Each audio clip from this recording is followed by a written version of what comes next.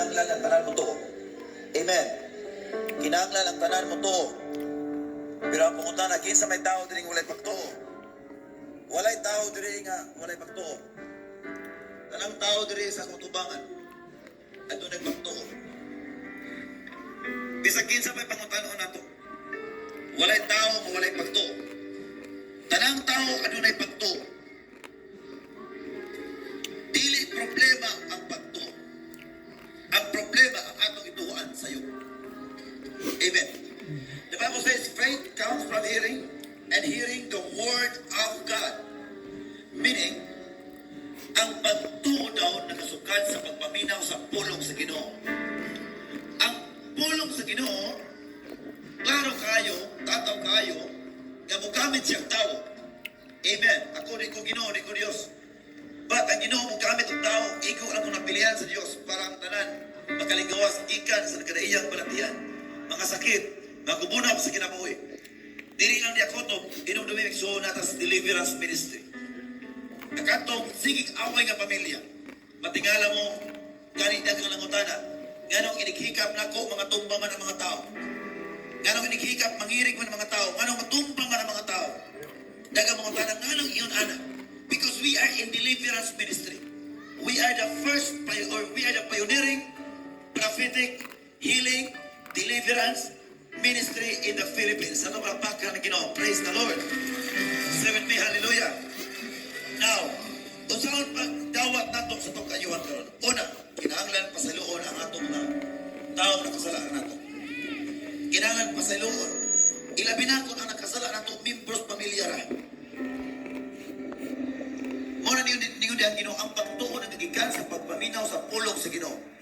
The moment nga atong ipaminaw sa pulong sa Ginoo, mahimo ato prinsipyo ang tawag na pagtuo. Kung magsigit ang paminaw sa mga binuang ang mga tao, pulong na binuang, ang tawag na tuto. Ang pagtuo may soon diya magasukan ng mga milagro. The moment nga magkaplagan na to, ang tinuoray nga pagtuo, atong ituan ang tinuor nga ang ituan. That's the moment nga maabot ang mga milagro. Kining atong kinabuhi, musukot sa dili. Daghang miabot nga mga balatian.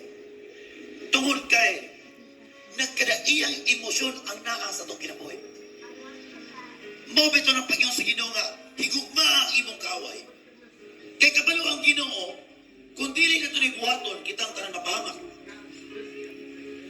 Kinauntang na ang paghugumas kaaway lisod. Lisod alang sa mga taong wala kabalo. Dili na mo pasabot na kaaway nga mag-away, magbuksig, maglugabanay, magpusilanay. Tanang mga taong nakapanood lang ito, ikonsidera ng kaaway sa atong espiritu. Kaaway sa itong pagbati. Ngayon makita ka sa katao.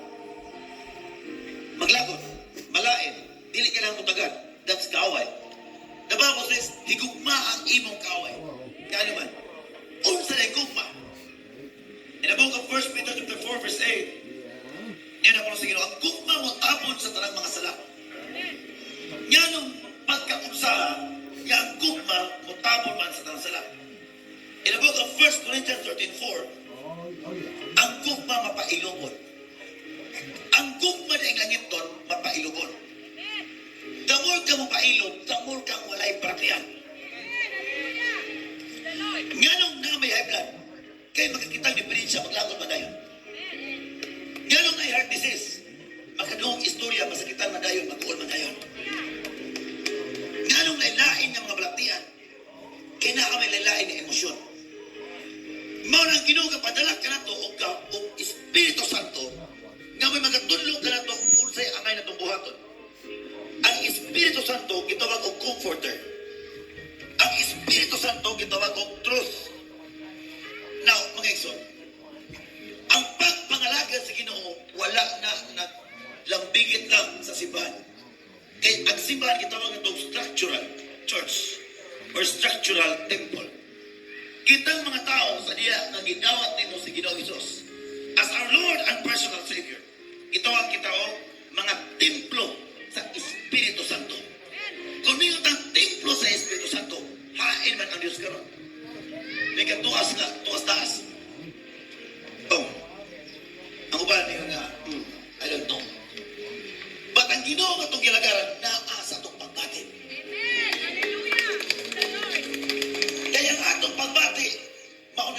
kalag. Ang atong una-una, mauna gitawag nga espiritu. Ang atong mga lawas nga mubati o sakit panahon nga masaman, mapandol, mapamos, gitawag og lawas, gitawag og flesh. Wala tao gitawag og lawas, kalag o espiritu. Ang Dios nagapuyo sa atong kalag sa oras nga imong dawaton ng Dios.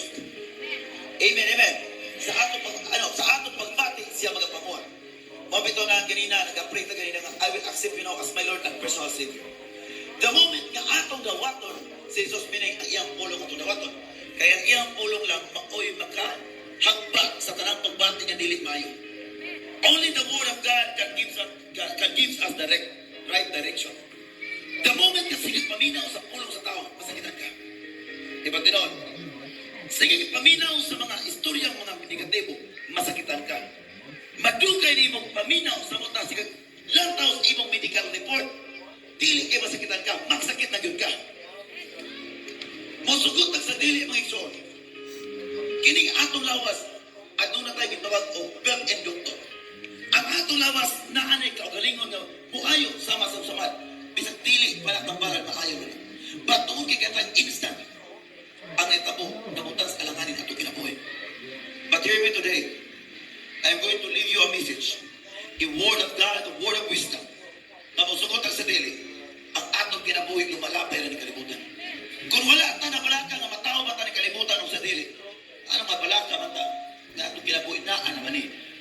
The Bible says, ayaw ka magkabalaka. Yan ang puno sa Ginoo. Una pagpangita ang ingarihan sa Diyos ug iyang pagkamataro. Uwan tanan mga utang iyang igadugang ini. Ato palakpakan Ginoo. Praise God. Hallelujah. So, ang buhaton alam sa tanan nga aron nga hilingan, magkadawat sa hiling, ayaw na sinuuna sa mga utang. Ayaw sinuuna sa mga medical report. Ayaw sinuuna unsay mong sakit. Usa ka utang mo na pasiloon ang mga tao nagkapasakit nato. Amen. Ikadua, una-unaon mo nga may kapang kasalagan sa Ginoo, mamahayo ka. That's all. Ang nakita ko sa YouTube, mga pipila lang to. Sa Facebook, mga pipila lang to. Today, you're going to see, to witness another working miracle of God. Lapakan ka ng praise God. That is the message. Praise be to God.